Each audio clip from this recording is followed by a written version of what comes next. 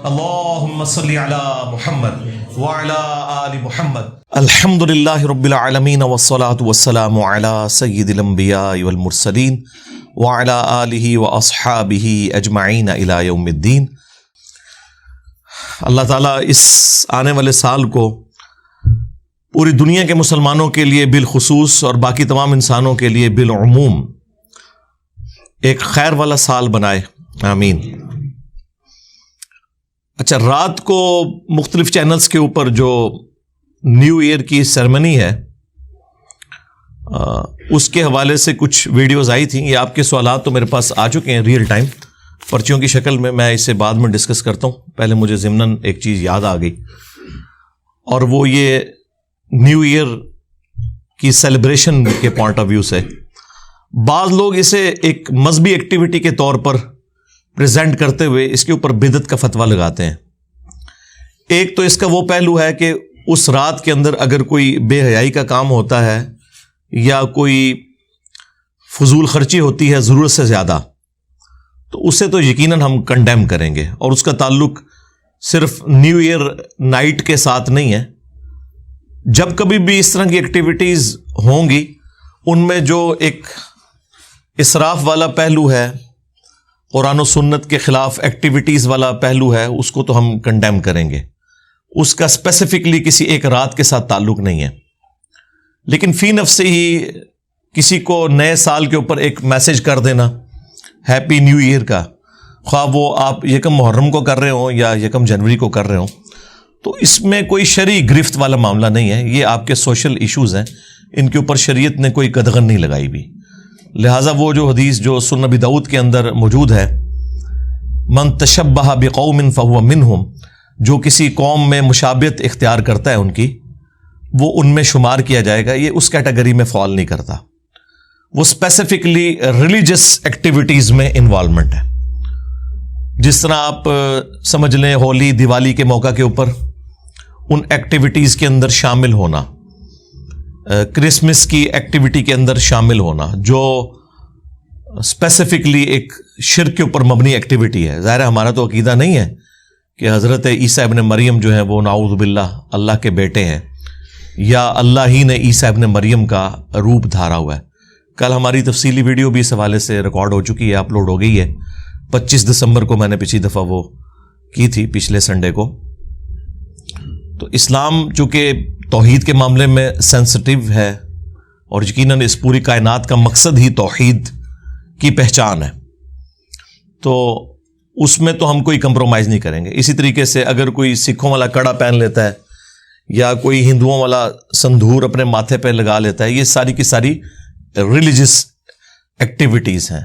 یا گلے کے اندر سلیب کا لٹکا لینا، ایک ٹائی پہننا، ٹائی تو اس کیٹیگری میں فال نہیں کرتی. ظاہر ہے ٹائی تو ہندو بھی پہنتے ہیں، مسلمان بھی پہنتے ہیں، کرسچنز بھی پہنتے ہیں، جوز بھی، اور ایک ڈریس کے طور پر ہے. اگر یہ ریلیجس ایکٹیویٹی ہوتی تو ویٹیکن سٹی کے جو پوپ ہیں انہوں نے بھی ٹائی لگائی ہوتی، وہ سلیب ہی لٹکائی ہوئی ہوتی ہے. اسپیسیفکلی جو ریلیجس ایکٹیویٹی ہے کسی بھی مذہب کی، اس کو اڈاپٹ کرنا یہ اسلام کے اندر حرام ہے، بدعت ہے اور قابل گرفت ہے. اور اگر شرکی کیٹیگری میں کوئی چیز چلی جائے گی تو وہ تو بہت زیادہ پھر خطرناک معاملہ ہو جائے گا دنیا اور آخرت کے اعتبار سے. اللہ تعالیٰ اس طرح کی ایکٹیویٹیز سے تو ہمیں محفوظ رکھے، آمین. باقی یہ کسی کی برتھ ڈے کے اوپر کوئی میسج کر دینا اس کو، یا نیو ایئر کے شروع ہونے کے اوپر کوئی میسج کر دینا، تو یہ ریلیجس ایکٹیویٹی نہیں ہے. اس کو خام خواہ ریلیجن کے ساتھ جوڑنا یہ بڑی سخت زیادتی ہے. اور یہ کہنا کہ وہ لوگ کرتے ہیں اس لیے ریلیجس ایکٹیویٹی ہو گئی، تو وہ لوگ جن کی طرف آپ اشارہ کر رہے ہیں ان میں سے تو اکثر لوگ سیکولر ہیں، کئی ان میں سے ایتھیسٹ ہیں، ان کا مذہب سے کوئی لینا دینا نہیں ہے. اور اگر آپ اسی طریقے سے ریزیمبلنس بنانا شروع کر دیں گے پھر تو معاملہ خطرناک ہو جائے گا. پھر جو علماء یہ فتوے لگا رہے ہیں ان کے ہاتھوں میں جو 2-3 لاکھ روپے کے اسمارٹ فون ہیں، جن کو میں 76 موبائل کہتا ہوں پنجابی میں، اتنے بڑے بڑے، تو وہ بھی اسی کیٹیگری میں فال کر جائیں گے. جن گاڑیوں میں وہ گھومتے ہیں، دندناتے پھرتے ہیں، اور جو اسلحہ وہ یوز کرتے ہیں، باقی ساری چیزیں جو یوز کر رہے ہیں. ایون آج تو قرآن، بخاری، مسلم بھی ان پرنٹنگ پریس کے اوپر پرنٹ ہو رہا ہے. جو اجمیر شریف والوں کا بنایا ہوا ہے اور بغداد شریف والوں کا، یقیناً ان کا نہیں بنایا ہوا، یہ بھی گوروں کا بنایا ہوا ہے، تو یہ اس کیٹیگری میں چیزیں فال نہیں کریں گی۔ بدعت کی ڈیفینیشن کو آپ سمجھ لیں، بدعت کی جو ڈیفینیشن ہے بخاری اور مسلم میں، اس میں واضح الفاظ ہیں، من احدث فی امرنا ھذا فہو رد، جس نے ہمارے امر میں جو ہم نے دین کے طور پر تعلیم کیا ہے اس میں کوئی چیز داخل کر دی وہ مردود ہے۔ یہ الفاظ ہی بتا رہے ہیں۔ ایک ایکسٹریم کے اوپر اہل حدیث حضرات کا موقف ہے جو ہر معاملے میں بہت سینسٹیو ہوتے ہوئے بعض اوقات بدعت کے معاملے میں غلو کا شکار ہو جاتے ہیں، اور دوسری طرف ہمارے حنفی لوگ ہیں، خصوصاً بریلوی دیوبندی اور اہل تشیع، یہ لوگ دوسری ایکسٹریم پہ چلے جاتے ہیں۔ حق درمیان میں ہے، بدعت کے معاملے میں بہت سینسٹیوٹی ہے، اس میں کوئی شک نہیں ہے۔ من احدث فی امرنا ھذا فہو رد، جس نے ہمارے دین کے اندر کوئی ایسی چیز داخل کر دی جو اس میں سے نہیں ہے وہ مردود ہے۔ اور ایک اور حدیث ہے بخاری اور مسلم میں، صحیح بخاری میں وہ ابن مسعود سے موقوفاً ہے، اور مسلم شریف میں وہ پوری مرفوع روایت ہے، جابر بن عبداللہ سے امام باقر علیہ السلام نے روایت کیا ہے، اور امام باقر علیہ السلام سے امام جعفر نے روایت کی ہے کہ نبی علیہ السلام جب کبھی بھی منبر پر خطبے کے لیے آتے تو آپ علیہ السلام فرماتے حمد و صلات کے بعد، اما بعد فإن خیر الحدیث کتاب اللہ وخیر الہدی ہدی محمد صلی اللہ علیہ وآلہ وسلم وشر الامور محدثاتها وکل محدثۃ بدعہ وکل بدعۃ ضلالہ وکل ضلالۃ فی النار۔ کچھ الفاظ جو ہے نا اس کے وہ سنن ابی داؤد کے اندر اور جامعہ ترمذی میں ہیں، کچھ سنن نسائی میں ہے، میجورٹی جو پورشن ہے وہ صحیح مسلم میں 2005 نمبر یہ حدیث ہے، اور موقوفاً ابن مسعود سے بخاری کے اندر بھی موجود ہے کہ نبی علیہ السلام نے فرمایا کہ آگاہ ہو جاؤ، سب سے بہترین کلام اللہ کی کتاب ہے، سب سے ہدایت یافتہ راستہ محمد صلی اللہ علیہ وآلہ وسلم کا ہے، بدترین کام وہ ہیں جو دین میں خود سے داخل کر دیے جائیں، ایسے جو کام ہے یہ بدعتیں ہیں، تمام بدعتیں گمراہیاں ہیں، اور تمام گمراہیاں جہنم میں لے جانے والی ہیں۔ اللہم اجرنا من النار۔ اب اس کی وجہ سے نبی علیہ السلام نے کیٹاگوریکلی ایک حق بات امت تک پہنچا دی۔ لوگ جو بات بات میں پوچھ رہے ہوتے ہیں کہ جی یہ منع کہاں ہے، یہ منع کہاں ہے، بھئی ایک جملے سے چیز منع ہو گئی۔ بخاری مسلم دونوں میں حدیث ہے، نبی علیہ السلام نے فرمایا کہ مجھے اللہ نے جوامع کلمات کے ساتھ مبعوث کیا ہے، یعنی بات میں مختصر کرتا ہوں اور مفہوم گہرا ہوتا ہے۔ اب یہ مختصر سی بات ہے کہ سب سے بہترین کلام اللہ کی کتاب ہے، سب سے ہدایت یافتہ راستہ محمد صلی اللہ علیہ وآلہ وسلم کا ہے، بس اتنی بات ہوتی نا تو آپ کے لیے پھر بھی کوئی گنجائش نہیں کر سکتی تھی کہ ہاں آپ کا بھی ہے لیکن وہ زیادہ بہترین ہے۔ لیکن ساتھ جو کہا نا وَشَرَّ الْأُمُورِ مُحْدَثَاتُهَا، اور بدترین کام وہ ہیں جو خود سے انوینٹ کر دیے جائیں، اور یہ کام بدعتیں ہیں، اور تمام بدعتیں گمراہیاں ہیں، اور تمام گمراہیاں جہنم میں لے جانے والی ہیں۔ تو اب اس کے بعد کوئی گنجائش نہیں رہے گی، خواہ کوئی نیکی کا کام بھی کرے وہ بدعت کی کیٹیگری میں فال کرے گا۔ مثال کے طور پر اگر کوئی شخص عید کی اذان دینا شروع کرتے تو کسی حدیث میں یہ مینشن نہیں ہوا کہ عید کی اذان منع ہے، صرف احادیث میں بخاری مسلم میں یہ آیا ہے کہ نبی علیہ السلام عید کے لیے اذان نہیں دلواتے تھے، لیکن آپ نے کہیں نہیں فرمایا کہ میں منع کرتا ہوں یا اذان دینا گناہ کا کام ہے۔ اذان تو بڑا نیکی کا کام ہے، بخاری مسلم دونوں میں حدیث ہے کہ اذان کی آواز سے شیطان کی ہوا خارج ہو جاتی ہے اور وہ وہاں سے بھاگ جاتا ہے کئی کلومیٹرز دور تک۔ تو عید کے موقع کے اوپر تو 2 اذانیں ہونی چاہیے کہ بعض لوگ تو صرف عید کے لیے مسجد میں آ رہے ہوتے ہیں، لیکن عید کے لیے اذان کوئی نہیں ہے، اذان نہیں ہے، اقامت بھی نہیں ہوتی، ڈائریکٹ نماز پڑھی جا رہی ہوتی ہے۔ کبھی کسی بریلوی نے، کسی دیوبندی نے، کسی شیعہ نے، کسی اہل حدیث نے اذان نہیں دی، پوچھیں کیوں، وہ کہتے ہیں ثابت نہیں۔ لیکن بریلوی حضرات سے تو ہم پوچھیں گے، آپ کے نزدیک تو ڈیفینیشن ہی نہیں، آپ کہتے ہیں جو بھی نیکی کا کام ہو، خواہ قبر پہ اذان دینا ہو، خواہ اذان سے پہلے درود و سلام پڑھنا ہو، وہ ہم نے کر لینا ہے چونکہ نیکی کا کام ہے، اس کو کون منع کر سکتا ہے؟ تو آپ کی ڈیفینیشن میں تو یہ ہونا چاہیے۔ تو وہ کہیں گے نبی علیہ السلام سے ثابت نہیں۔ تو بس یہی ہماری ڈیفینیشن تھی کہ جو دین کے امر میں چیز ثابت نہیں ہے نا فَهُوَ رَدٌ، وہ مردود ہے۔ البتہ یہ یاد رکھیے گا، دین کو جو سپورٹیو چیزیں ہیں نا، دین کی ترویج کی خاطر اصلی دین اپنی جگہ ہوتے ہوئے ان چیزوں کو دین کی سپورٹ کے طور پر رکھنا، اس کا حکم ہے نبی علیہ السلام کی طرف سے. اور وہ چیز ہے جس کی وجہ سے لوگ دھوکہ دیتے ہیں کہ جی مسجد میں قالین بچھانا، مسجد میں ایئر کنڈیشن لگوانا، مسجدوں کے مینار بنانا، اس میں محراب رکھنا، اسپیکر لگانا، یہ بھی تو نبی علیہ السلام کے زمانے میں نہیں ہوتا تھا. تو بدعت تو آپ کیا کیا آپ بچ ہی نہیں سکتے، آپ خود سراپا بدعت میں. آپ کہاں تھے دور رسالت؟ آپ ہی تو نئی چیز ہے. آپ کو پیدا ہوئے 35 سال ہوئے ہوں گے، ان کو 22 سال ہوئے ہوں گے، مجھے 57 سال ہوئے، تو میں بھی بدعت، پھر سارے بدعت. اس وقت جتنے بھی زندہ ہیں سب کے سب بدعت ہیں. ان مانو کر کے اگر اس کا معنی نئی چیز لی جائے تو یہ تو سارے بدعت ہوئے. یہ پنکھے بدعت ہیں، یہ بتیاں بدعت ہیں، یہ کہاں تھی سب؟ یہ آپ اسپیکر پر مجھے سن رہے ہیں، یہ بدعت ہے. اردو زبان کی بھی کوئی میری تحقیق نہیں ہے کہ سرکار کے دور میں بولی جاتی تھی صلی اللہ علیہ وسلم، یا کسی صحابی نے اردو بولی تھی. یہ لینتھر کی مسجد ہے، لینتھر کی چھتیں، یہ ماربل بچھا ہوا آپ کے فرش پر، آئل پینٹ کیا ہوا ہے. کوئی ثابت کر دے کہ دور رسالت میں مسجد اس طرح بنتی تھی جیسے آج بنتی ہے؟ کوئی گنبد ثابت کر دے مسجد کا کہ پہلے گنبد بنتا تھا اور یہ طاق نما محراب مسجد میں بنتے تھے، منارے بنتے تھے مسجد کے. کوئی ثابت کر دے؟ کبھی بھی نہیں ثابت کرے گا کہ بنتے نہیں تھے. اور بھائی کوئی شخص نماز پڑھتے ہوئے یہ نیت کرتا ہے کہ اوپر اس قالین کے، نیچے اس پنکھے کے، سامنے اس اے سی شریف کے، منہ طرف خانہ کعبہ شریف، اس کا دین سے کیا تعلق ہے؟ اگر حج کے اوپر ہم بائی ایئر ٹریول کرتے ہیں، اونٹ پہ سفر نہیں کرتے، گدھے پہ سفر نہیں کرتے، تو حج کی ایکٹیویٹیز تو وہی ہیں. ایون وہاں پہ بھی صفا مروہ کی اسی طریقے سے صحیح آپ نے کرنی ہے، خواہ ویل چیئر کے اوپر کر رہے ہوں یا پیدل کر رہے ہوں. طواف کعبہ آپ سواری کے اوپر کریں یا پیدل کریں، ایکٹیویٹی تو وہی ہے. نبی علیہ السلام نے خود اونٹ کے اوپر طواف کعبہ کیا ہے تاکہ لوگ آپ کی زیارت کر لیں. اور یہ بھی جھوٹ ہے کہ نبی علیہ السلام نے پیدل حج کیا ہے، آپ علیہ السلام نے سواری پہ حج کیا ہے. بھی خواہ لوگوں نے نا پیدل حج کیا، بڑا ثواب کا کام ہے. خود بھی مصیبت میں ڈلتے ہیں، ساتھ فیملی کو بھی عذاب میں ڈالتے ہیں. بھئی اللہ نے فیسلٹی دی ہے، نبی علیہ السلام نے بھی یوز کیا، آپ بھی یوز کریں. ہاں اگر صرف کوئی بیچلرز گئے ہوئے ہیں تو پیدل حج کرنا آسان ہے، کیونکہ آپ جلدی اپنے معاملات کو ٹیکل کر لیتے ہیں. وہ آپ جائیں گے تو آپ کو اندازہ ہو جائے گا انشاءاللہ تعالیٰ. تو اصل ایکٹیویٹیز اپنی جگہ پہ ہیں، لہٰذا یہ بدعت کی کیٹیگری میں فال نہیں کرتی. ان کی مثالیں دینا بالکل غلط ہے صرف اپنی بدعتوں کو حلال کرنے کے لیے کہ جی یہ کام بھی تو ہو رہے ہیں نا. یہ دین میں داخل نہیں ہوئے، یہ دین کو سپورٹیو ہے. اور اس کی اصل وہ حدیث ہے جو صحیح مسلم کے اندر ہے کہ نبی علیہ السلام کے پاس کچھ نیو مسلمز آئے اور کپڑے بھی پورے نہیں تھے ان کے جسموں پہ، بعض لوگ ننگے پاؤں تھے، بعض ننگے بدن تھے. نبی علیہ السلام کو ان کی حالت کے اوپر بڑا ترس آیا.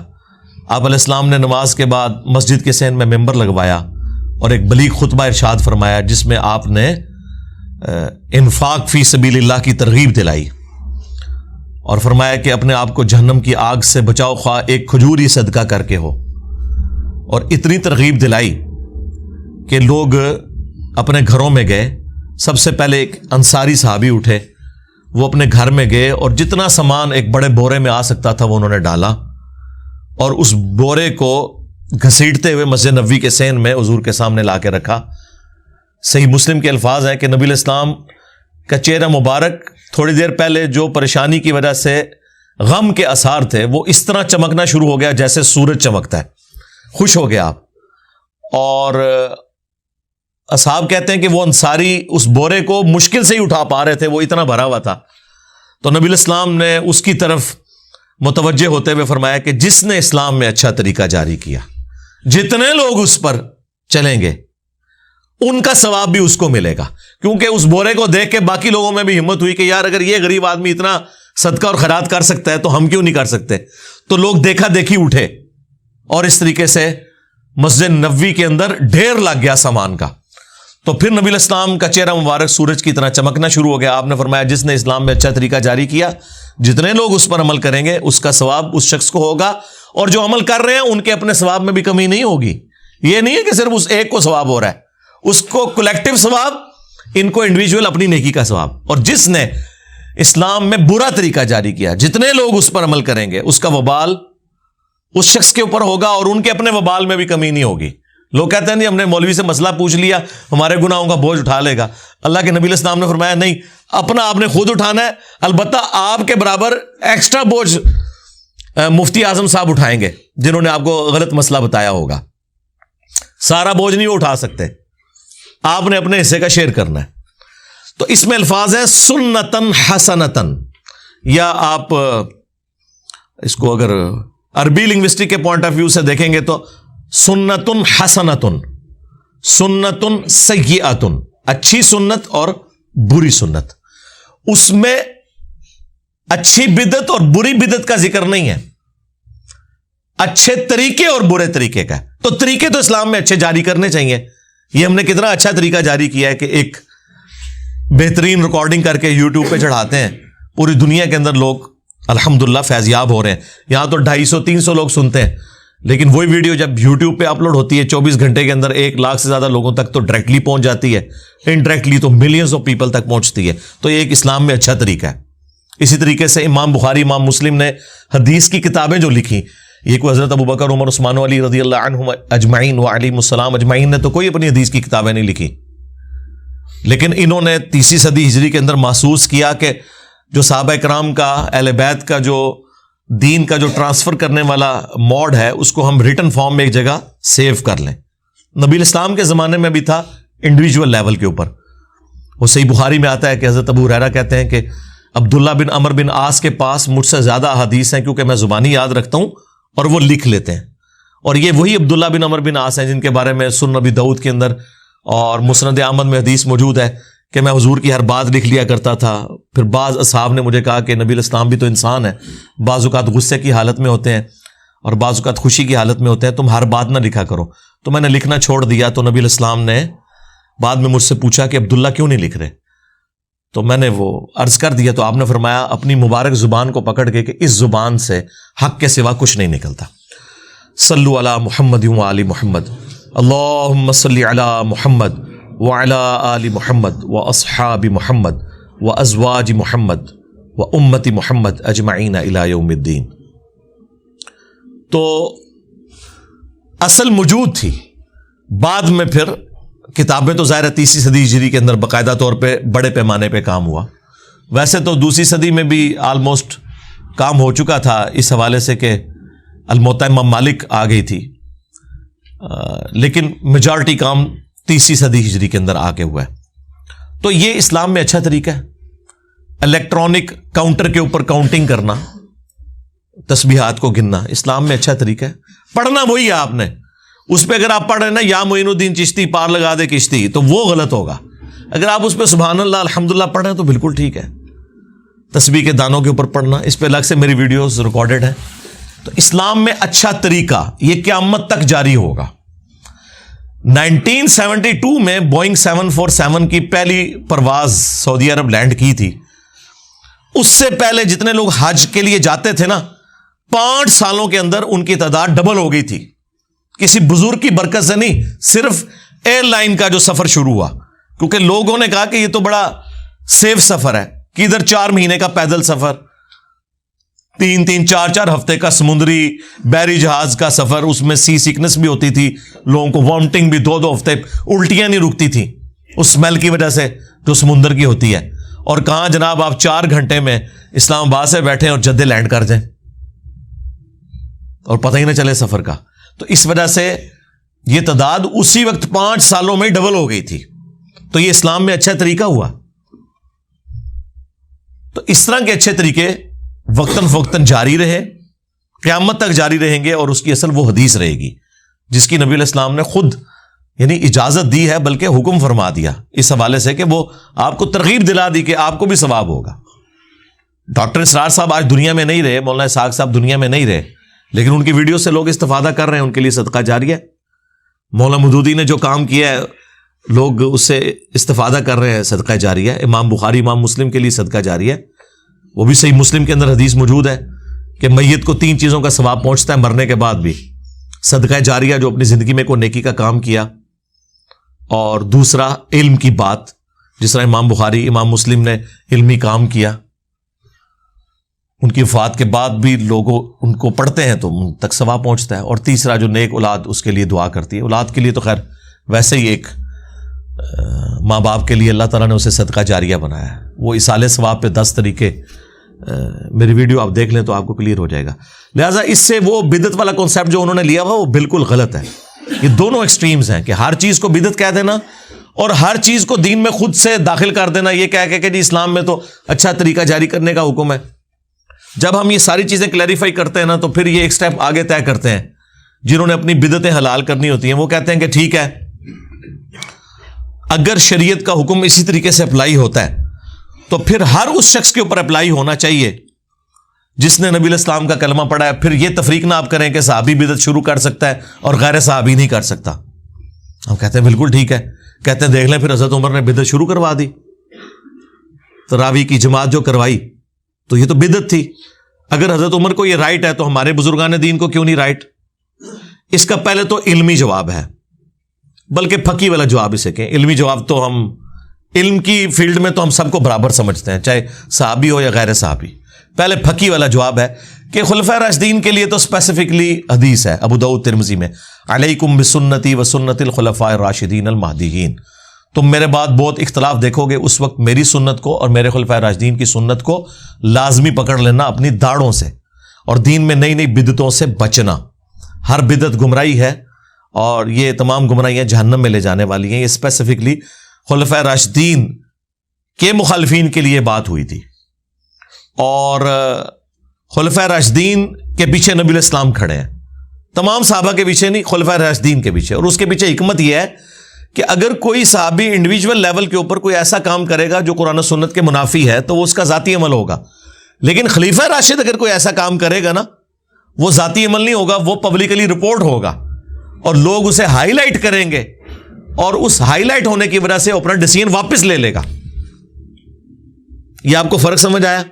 اس لیے خلفائے راشدین کی سنت کو لازم قرار دیا گیا. اب اس کی کئی ایک مثالیں ہیں, وہ پھر 1 گھنٹہ اور لگ جائے گا مجھے.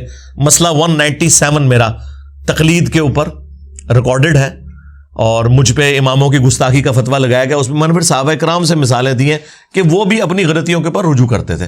چلیں تبرکن آپ لے لیں, بخاری مسلم دونوں میں حدیث ہے کہ مسجد میں بیٹھ کے حسان ابن ثابت نعتیہ اشعار پڑھ رہے تھے تو حضرت عمر اپنے دور خلافت میں قریب سے گزرے اور انہوں نے صرف تیکھی نظروں سے ان کی طرف دیکھا.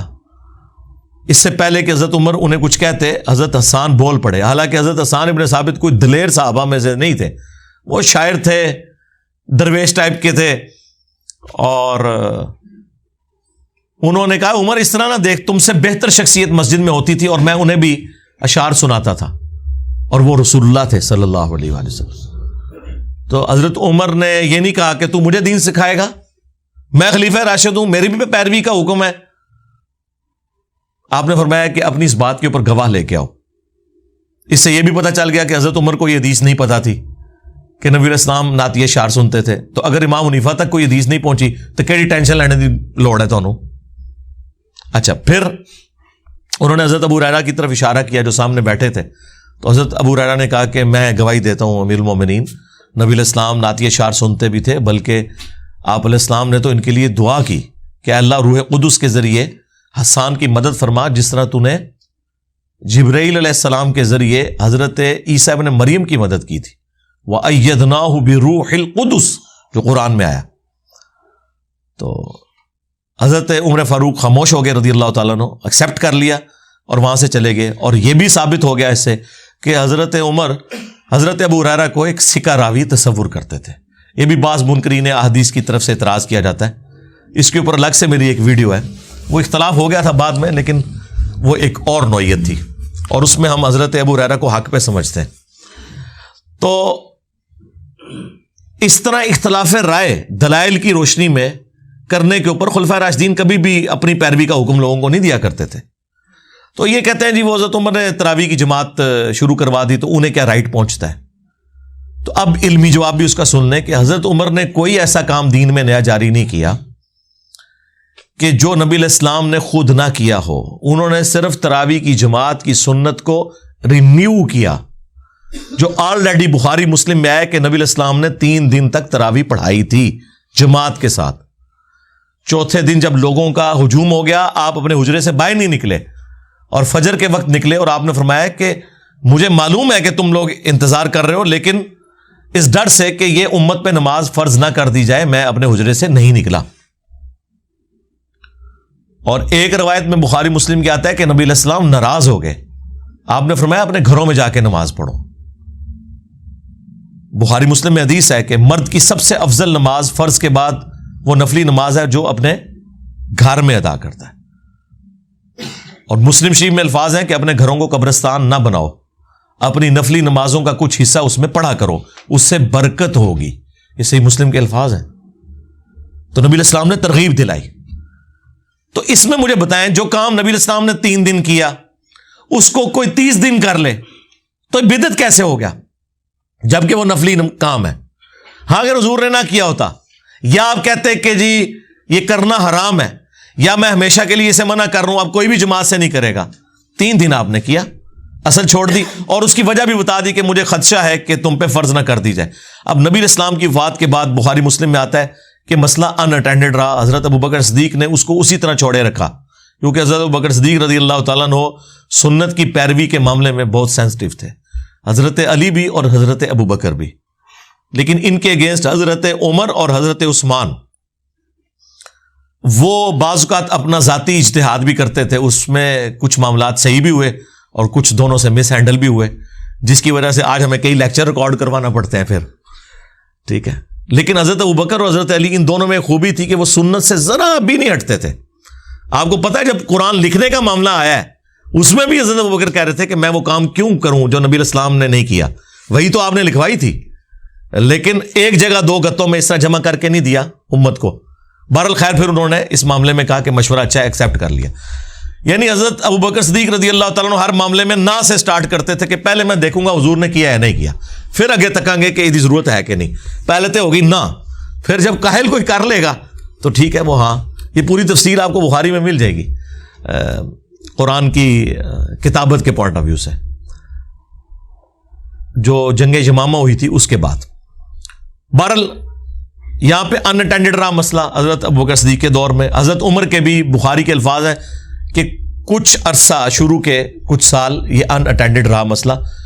پھر حضرت عمر نے ایک دن مسجد میں آئے، بخاری کے الفاظ ہیں، دیکھا کہ لوگ ٹولیوں کی شکل میں نا ایک ایک حافظ کو آگے رکھ کے تو نفلی نمازیں مختلف جگہ مسجد میں ادا کر رہے ہیں۔ اس کا مطلب یہ ہے کہ آلریڈی کئی جماعتیں مسجد میں ہو رہی تھیں، اس کو کوئی بدعت نہیں سمجھ رہا تھا، کیونکہ ہر بندے کو تو قرآن زبانی یاد نہیں ہے، اور اس وقت تو لوگ لکھنا پڑھنا بھی بہت کم لوگ جانتے تھے، تو ایک ایک مرضی کا حافظ آگے کیا، ایک کونے میں قرآن سن لیا۔ ان کے لیے تو قرآن ایک مزے کی چیز تھی نا، جس طرح آپ رات کو سٹوری سن کے سوتے ہیں کیونکہ آپ کی اپنی زبان میں ہے، ان کے لیے تو قرآن ان کی اپنی زبان میں تھا، وہ تو انجوائے کرتے تھے اسے۔ تو نبی علیہ السلام کی وفات کے بعد یہ ٹولیوں کا سلسلہ جاری رہا۔ پھر حضرت عمر نے کچھ عرصہ تو دیکھا اپنے دور خلافت میں، پھر آپ نے کہا میں ان ساروں کو ایک امام کے پیچھے کیوں نہ جمع کروں۔ تو پہلا جھوٹ تو یہ ہے کہ حضرت عمر کے اوپر یہ بہتان ہے کہ انہوں نے جماعت شروع کروائی، غلط ہے۔ کئی جماعتوں کی ایک جماعت کی، جماعت شروع نہیں کروائی، جماعت خود حضور نے کروائی تھی صلی اللہ علیہ وآلہ وسلم، اور اس کو چھوڑنے کی وجہ یہ بتائی تھی تم پہ فرض نہ ہو، تو حضور کے بعد تو وہی نازل نہیں ہونی تھی، اس لیے صحابہ کرام اپنے اپنی ٹولیوں میں پڑھتے تھے۔ اور حضرت تمیم داری کو اور ابی ابن کعب کو صحیح بخاری میں آتا ہے حکم دیا کہ انہیں نماز پڑھائیں، اور الموطا امام مالک میں الفاظ موجود ہیں کہ انہیں حکم دیا کہ 11 رکعتیں پڑھائیں ان کو، 8 نوافل ہوتے تھے اور 3 وتر، 11 رکعتیں پڑھتے تھے۔ 20 والی روایت بھی الموطا امام مالک میں ہے، لیکن یزید بن رومان نے حضرت عمر فاروق کا زمانہ نہیں پایا، وہ منقطع روایت ہے۔ 11 والی روایت موجود ہے، الموطا امام مالک کے اندر بھی ہے اور مشکات کے اندر بھی انہوں نے نقل کی ہے یہ روایت۔ اس کے بعد پھر وہ تابعی کہتے ہیں، صحیح بخاری کے الفاظ ہیں کہ حضرت عمر ایک دن مسجد میں آئے اور لوگوں کو دیکھا کہ ایک امام کے پیچھے پڑھ رہے ہیں، تو بڑے خوش ہوئے اور انہوں نے الفاظ بولے، نعم البدعۃ ہذہ، یہ کتنی اچھی بدعت ہے۔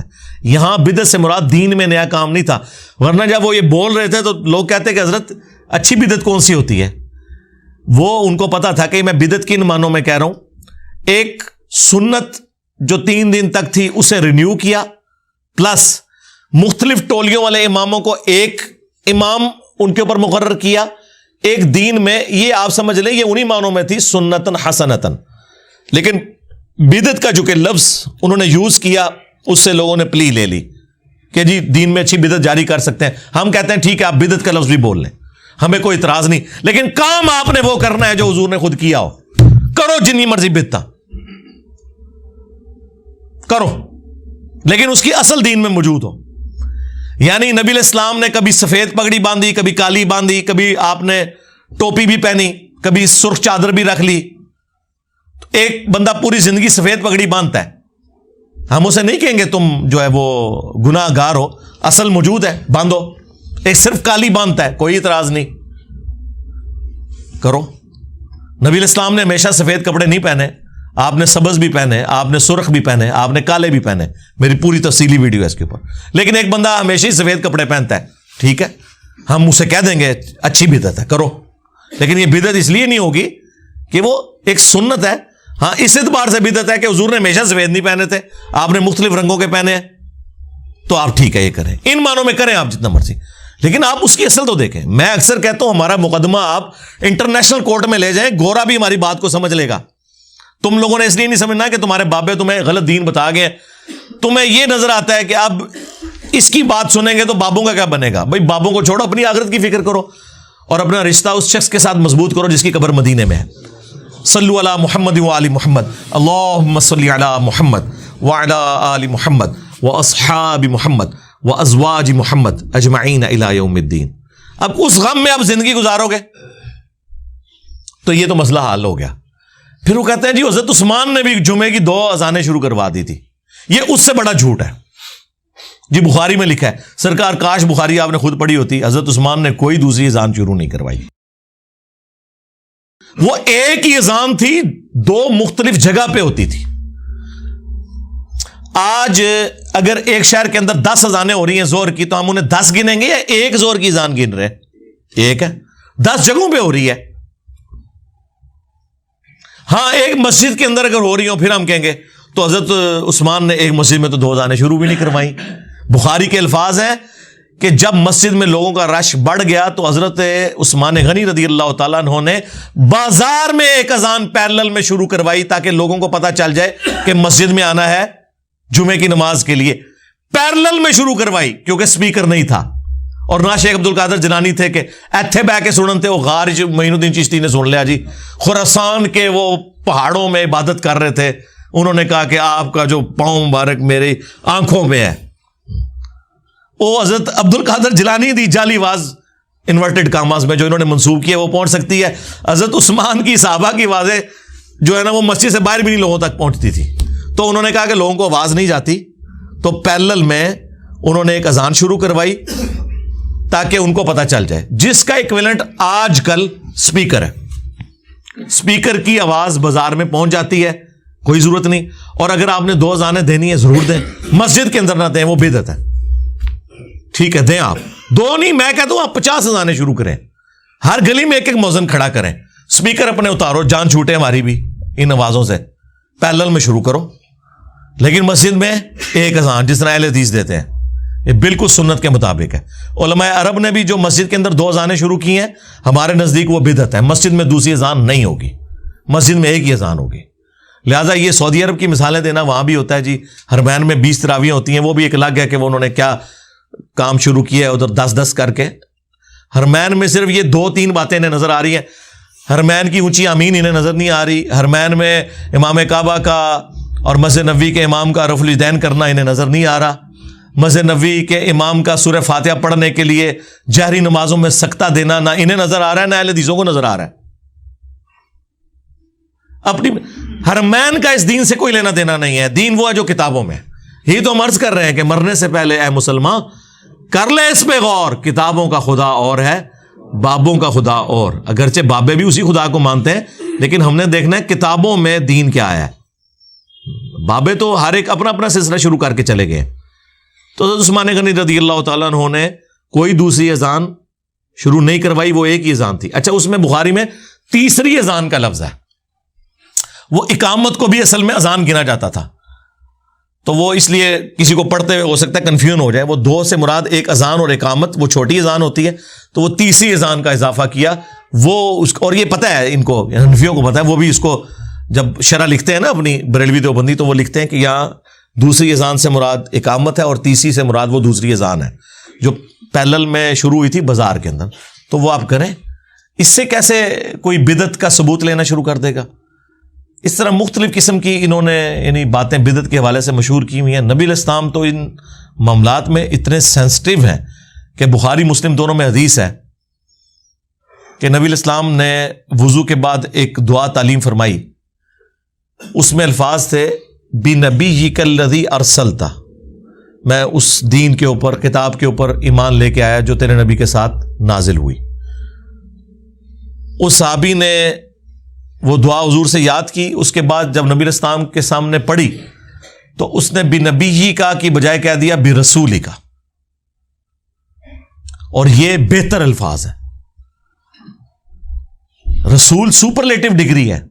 مسند احمد میں حدیث موجود ہے، مشکات میں بھی، کہ 1,24,000 انبیاء ہیں لیکن ان میں سے رسول صرف 315 ہیں جو صاحب شریعت ہے، باقی صرف انبیاء ہیں.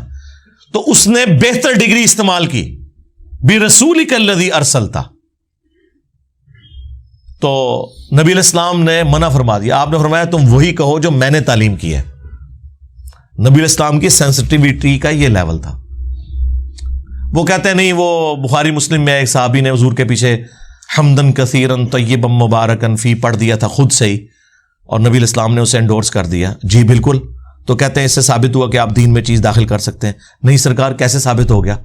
جب اس صحابی نے یہ پڑھا اور وہ 30 سے زیادہ فرشتے اس کا ثواب لکھنے کے لیے جھپٹ رہے تھے، تو نبی علیہ السلام کو اللہ نے یہ منظر دکھا دیا اور نبی علیہ السلام نے اپنی مہر لگا دی کہ اس کا یہ ثواب ہے. آج کون مہر لگائے گا؟ اس زمانے میں تو بہت کچھ ہوا. ابو داؤد میں حدیث ہے کہ ایک صحابی کو خواب میں اذان کے الفاظ سکھائے گئے اور صحابہ مشورہ کر رہے ہیں آپس میں کہ لوگوں کو مسجد میں بلانے کے لیے کیا کیا ایکٹیویٹیز کی جائیں. کسی نے کہا کہ وہ جس طرح گھنٹی مارتے ہیں یہ کلیسا والے وہ کیا جائے. کسی نے کہا کوئی، تو ایک صحابی نے کہا یا رسول اللہ میں نے یہ خواب دیکھا ہے. نبی علیہ السلام نے اس کو انڈورس کر دیا. اب وہ ایک صحابی کو خواب آیا، نبی علیہ السلام نے اسے انڈورس کر دیا، وہ دین کا حصہ بن گیا. آج کون کرے گا اسے ویریفائی؟ لہذا حضور کی زندگی میں اگر آپ علیہ السلام نے کسی کام کو یہ کیا تو کسی سے منع بھی تو فرمایا بِرَسُولِكَ الَّذِي أَرْسَلْتَ. آپ نے کہا وہی پڑھو جو میں نے کہا. اور اس پر ترا اس حوالے سے کہ جامعہ ترمذی میں حدیث ہے، یہ مشکات میں موجود ہے. ایک شخص کو چھینک آئی اور اس نے عبداللہ ابن عمر کے سامنے پڑھا الحمدللہ والسلام علی رسول اللہ، اللہ کی حمد ہے اور سلام ہو رسول اللہ پر صلی اللہ علیہ وسلم. دروشی بھی پڑھا ہے، کوئی گناہ کا کام نہیں کیا. آپ نے فرمایا میں بھی کہتا ہوں الحمدللہ والسلام علی رسول اللہ، یعنی مراد یہ کہ ان دونوں چیزوں کا میں قائل ہوں. یعنی چھینک کے اوپر نہیں میں کہتا، ویسے ہم پڑھنے کے قائل ہیں. بالکل اللہ کی حمد بھی کرتے ہیں، درود بھی ہم پڑھتے ہیں. یہ بیسیکلی انہوں نے کہا 295 سینل آ رہی میرے تھے، میں بھی قائل ہوں اس کا. لیکن چھینک کے جواب میں نبی علیہ السلام نے ہمیں یہ تعلیم نہیں فرمایا سوائے اس کے کہ الحمدللہ یا الحمدللہ علی کل حال. اس نے نہیں آگے سے کہا کہ جناب آپ درود شریف کے منکر ہیں. یہاں ہم لوگوں کو کہتے ہیں نا اذان سے پہلے درود، وہ کہتے ہیں آپ درود کو نہیں مانتے. بھائی درود کو کون نہیں مانتا؟ تو پھر ٹھیک ہے، ٹوائلٹ میں جاتے وقت بھی دعا سے پہلے درود پڑھا کرو. مسجد میں جاتے وقت تو ہے نا بسم اللہ والسلام علی رسول اللہ، وہ تو ثابت ہے. سنن ابن ماجہ کے اندر حدیث موجود ہے، مشکات کے اندر بھی موجود ہے، وہ آپ ضرور کریں. لیکن ٹوائلٹ میں جاتے وقت ملا لو ساتھ، وہ کہیں گے ثابت نہیں ہے. تو یہ تو ہم کہہ رہے ہیں. ہاں اذان کے بعد درود شریف ہے، وہ بھی سپیکر میں نہیں، اذان سے الگ. وہ مسلم شریف میں حدیث ہے جس نے اذان کا جواب دیا، یعنی وہی کلمات ریپیٹ کیے مؤذن والے، اور حی علی الصلاح حی علی الفلاح پہ لا حول ولا قوت الا باللہ پڑھا، اور اس کے بعد الوسیلہ والی دعا پڑھی، مجھ پر درود شریف پڑھا اور الوسیلہ والی دعا پڑھی. اور یہ والا حصہ تو بخاری میں بھی ہے اس کا. اس پہ قیامت کے دن میری شفاعت حلال ہو جائے گی. اللہم اجعلنا منہم، اللہم صلی علی محمد وعلی آل محمد. تو اذان کے بعد آپ درود شریف ضرور پڑھیں، کوئی مسئلہ نہیں ہے، لیکن اذان سے پہلے نہ پڑھیں اور اس کو اذان سے الگ کر کے پڑھیں. اور سپیکر میں پڑھنا ضروری نہیں ہے. اور جب لوڈ شیڈنگ ہوتی ہے، بجلی نہیں ہوتی، تو یہ بغیر درود کے اذان پڑھ دیتے ہیں، کیونکہ وہ درود انہوں نے اپنی مخالف پارٹی کو سنانا ہوتا ہے. تو جب اب میں بال بناؤں کس کے لیے، تو وہ پھر یہی سوچ رہے ہوتے ہیں کہ بھائی اب تو سنانا تو ہے ہی نہیں کسی کو، تو ٹھیک ہے. یہ ہم خود بریلوی رہے، ہمیں پتہ ہے کہ جب جب کبھی بھی لوڈ شیڈنگ میں اذان ہوتی تھی نا، کوئی درود شریف نہیں پڑھا جاتا تھا، ڈائریکٹ اذان ہوتی تھی، وہ تو سنا کسی اور کو رہے ہوتے تھے. اسی لیے آپ دیکھیں ہمارے جو استاد غلام مسعود سعیدی صاحب رحمہ اللہ تعالیٰ ان کی غلطیوں سے درگزر فرمائے، نیک کاموں کا اجر دے، بہت بڑے بریلوی عالم تھے، محدث تھے، مفتی منیر الرحمان صاحب کے مدرسے میں اپنی وفات تک شیخ الحدیث رہے ہیں. میری ان سے 2 بار ملاقات ہوئی ہے. تو انہوں نے اپنی شرح صحیح مسلم کے اندر ریٹن میں باقاعدہ اس چیز کو کرٹیسائز کیا ہے کہ جو اذان کے ساتھ درود شریف جوڑ لیا ہے. وہ کہتے ہیں حضرت بلال ہم سے زیادہ عاشق رسول تھے، تو وہ یہ کام نہیں کرتے تھے کہ اذان سے پہلے درود شریف، لہٰذا یہ آپ کسی کو گالی نہ دیا کریں کہ بھئی یہ عشق رسول کا تقاضا ہے، تو حضرت بلال نے پھر کیوں نہیں کیا. یعنی وہی بات جو ہم سمجھانے کے لیے کرتے تھے وہ ان کے اپنے عالم نے بھی یہ بات لکھی ہوئی ہے. تو الحمدللہ یہ دین بالکل واضح ہے اپنی تعلیمات کے اعتبار سے. جو کوئی اس میں اپنا کوئی لچ فرائی کرنے کی کوشش کرے گا وہ پکڑا جائے گا. اب یہ ٹاپک بہت بڑا ٹاپک ہے بدعت کے حوالے سے. یہ تو میں یعنی فی البدی 2-3 گھنٹے اور بولتا رہوں نا تو یہ ختم نہیں ہوگا، میں اگر مثالیں دینی شروع کروں احادیث سے. اسی لیے میں نے آج سے آلموسٹ کوئی 10 سال پہلے ایک ویڈیو ریکارڈ کروا دی تھی، مسئلہ 75A اور 75B، 5 گھنٹوں میں بدعت کے اوپر 2 نشستوں کے اندر، 75A مسئلہ اور 75B مسئلہ. وہ آپ دیکھیں تو آپ کو ایک ایک چیز جتنے انہوں نے چھوٹے چھوٹے کو چوہے چھوڑے ہوئے میں نے سارے اس میں کور کیے ہیں. فی الوقت نٹ شیل میں چونکہ میں وہ نیو ایئر نائٹ کے پوائنٹ آف ویو سے یا ہیپی نیو ایئر کے پوائنٹ آف ویو سے اور بدعت کی ڈیفینیشن کے پوائنٹ آف ویو سے چونکہ بول رہا تھا، اس لیے میں نے کہا کہ چلیں ریکال کر دیں وہ چیزیں. میں تو پرچیاں شروع کرنے لگا تو اچانک جب وہ میں نے ڈیٹ بولی تو میرے ذہن میں آیا کہ چلیں یار آج 1 جنوری 2023 ہے، اور پلس ہماری آج پبلک سیشن کی ڈائمنڈ جوبلی بھی ہے، 75 نمبر ہے، تو ہم اس ٹاپک کو بھی تھوڑا بہت ایڈریس کر دیں. صلو علی محمد و آل محمد، اللہم صلی علی محمد و علی آل محمد و اصحاب محمد و ازواج محمد و امت محمد اجمعین الی یوم الدین. الحمدللہ رب العالمین والصلاة والسلام علی سید المرسلین. اللہم ربنا آتنا فی الدنیا حسنۃ وفی الآخرۃ حسنۃ وقنا عذاب النار. ربنا آتنا من لدنک رحمۃ وہیئ لنا من امرنا رشدا. لا الہ الا انت سبحانک انی کنت من الظالمین. اے اللہ، جن جن بھلائیوں کا سوال تیرے محبوب علیہ السلام نے تجھ سے کیا، ہمارے حق میں، ہمارے ماں باپ کے حق میں، ہمارے بیوی بچوں کے حق میں، پوری امت کے حق میں قبول و منظور فرما. جن جن چیزوں کے شر سے تیرے محبوب علیہ السلام نے تیری پناہ طلب کی، تمام مسلمانوں کو خصوص بالخصوص انڈیا، کشمیر، چائنا، افغانستان، یمن، عراق، شام کے مسلمانوں کو ان چیزوں کے شر سے اپنی پناہ عطا فرما. اللہم اغفر لحینا و میتنا و شاہدنا و غائبنا و صغیرنا و کبیرنا و ذکرنا و انثانا. اللہم من احییتہ منا فاحیہ علی الاسلام ومن توفیتہ منا فتوفہ علی الایمان. سبحان ربک رب العزت عما یصفون وسلام علی المرسلین والحمد للہ رب العالمین. صلی اللہ علی النبی الکریم وعلی آلہ وصحبہ اجمعین.